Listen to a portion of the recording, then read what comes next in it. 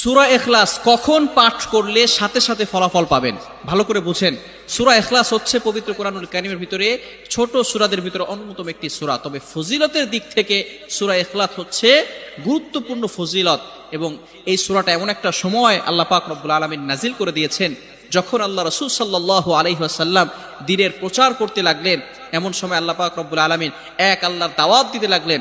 তখন কাফেররা আল্লাহ রাসূল সাল্লাল্লাহু আলাইহি সাল্লামকে কোশ্চেন করলো যে, মুহাম্মদ, তুমি তো এক আল্লাহর দাওয়াত দাও, আমরা তো কোটি কোটি দেবতার পূজা করি, তারা আমাদের সমস্যার সমাধান করতে পারে না।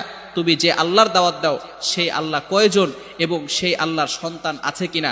সাথে সাথে আল্লাহ পাক রব্বুল আলামিন এই কাফেরদের প্রশ্নের উত্তরে আল্লাহ রাসূল সাল্লাল্লাহু আলাইহি সাল্লামের কাছে এই সূরাটি নাজিল করলেন, কুল হুয়াল্লাহু আহাদ আল্লাহুস সামাদ লাম ইয়ালিদ ওয়া লাম ইউলাদ ওয়া লাম ইয়াকুল লাহু কুফুয়ান আহাদ।